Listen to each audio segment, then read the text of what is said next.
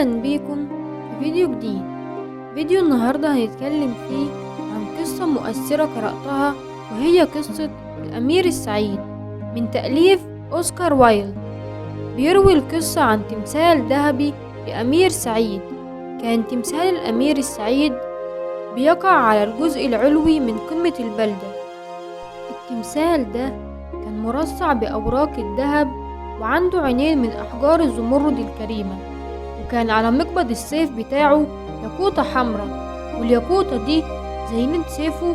وكان التمثال فخر لأهل البلدة، وكان الجميع بيمتع نظره برؤية جمال التمثال وروعة صناعته.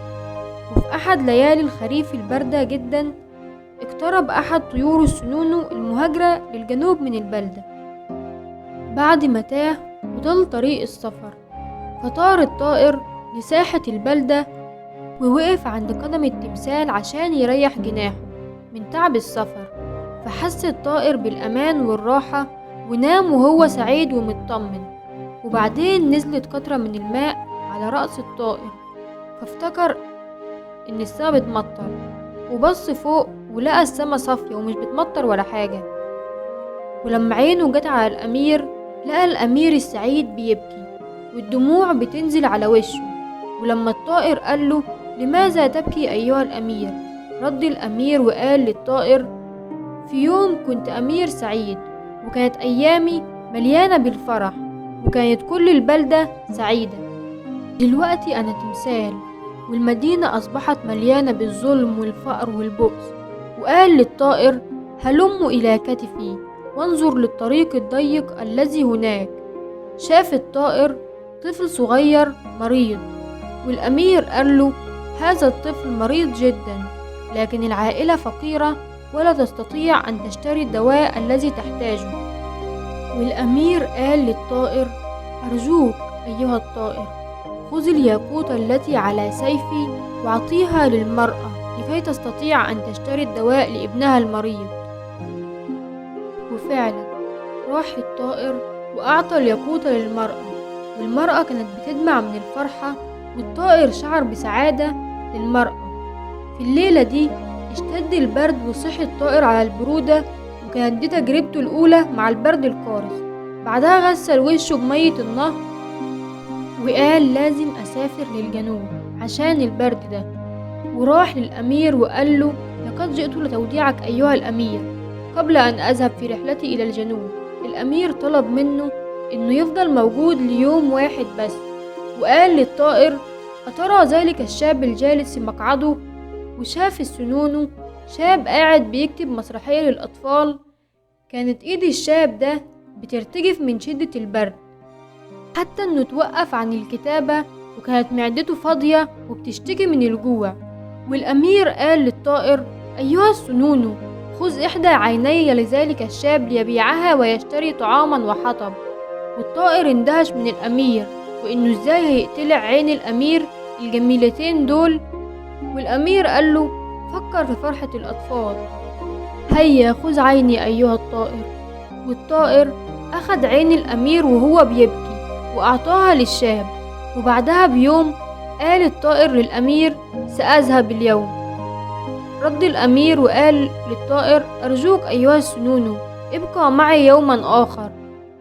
الطائر قال له: يجب أن أذهب، ستنزل الثلوج عما قريب، يجب أن أسافر.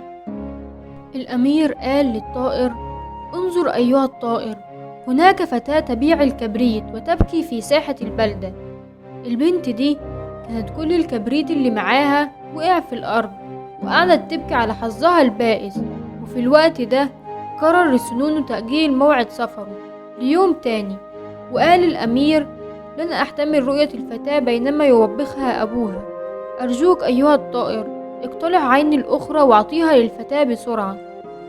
اتأثر السنونو لما سمع كلام الأمير، وفضل يعيط، وأخذ العين التانية وطار بيها للبنت. من الوقت ده قرر السنونو البقاء بجانب الأمير للأبد. بعدها بيومين اشتد البرد جامد، والأمير قال للسنونو: لما لا تذهب للجنوب أيها السنونو؟ رد السنونو وقال للأمير: وكيف لي أن أدعك وحيدا؟ سأبقى بجانبك للأبد أيها الأمير. الأمير كان شاكر جدا لطيبة قلب السنونو، وطلب الأمير من الطائر إنه يطير فوق البلدة عشان يتفقد حالة الأطفال. ورجع للأمير وأخبره بكل اللي شافه. وقال الأمير للطائر: قطع كل الأوراق الذهبية اللي على جسدي وخدها للفقراء والمساكين. وفعلا الطائر عمل كده، واستمر في تلبية طلبات الأمير بتوزيع الأوراق الذهبية على الفقراء. واشتد البرد وتساقطت الثلوج، وبالرغم من ده تابع السنون عمله بكل جد واجتهاد. والأمير اتعرى من ملابسه الجميلة بالكامل، والثلوج استمرت بالتساقط طوال يوم كامل. وبكده وصلت هدايا الأمير لجميع المساكين، وشعر الجميع بالسعادة، ومش اتبقى أي طفل مشرد أو مسكين. بس الناس لم يعروا الأمير وصاحبه السنونو القليل من التفكير أو الاهتمام. وحاول السنونو تدفئة نفسه، ولكن كان بلا جدوى، والموت كان قريب منه جدا. قدر السنونو انه يطير لكتف الأمير، وقال للأمير: وداعا أيها الأمير السعيد. رد الأمير: أقررت الرحيل إلى الجنوب؟ رد الطائر وقال له: كلا، لن أرحل، سوف أبقى بجوارك إلى الأبد يا أعز الأصدقاء. ومات الطائر، وفي اللحظة دي اتكسرت حاجة جوه التمثال، وهو قلب الأمير. اتكسر قلبه حزن على صاحبه، وبعدها وقع التمثال ببطء وهدوء. وبعدها خلد السنونو إلى جانب الأمير للأبد. بس دي مش النهاية. في القصة الحقيقية كان في تكملة غريبة شوية، وهي إنه بعد سقوط التمثال الأمير أخدوا سكان القرية ورموه في النار عشان يدوب. والغريب إن لما التمثال داب في الحرارة فضل قلب الأمير ومش اتحرق، وخدوه السكان ورموه في التراب جنب جثمان صديقه السنونو. وبعدها راحوا الاتنين للجنة وفضلوا سعداء هناك مع بعض للأبد. وفعلا الناس مش بيفهموا المعنى الحقيقي للسعادة، والسنونو والأمير هيعيشوا في الجنة للأبد. وهنا تكون نهاية قصتنا، وأتمنى تكونوا استمتعتم، ومع السلامة.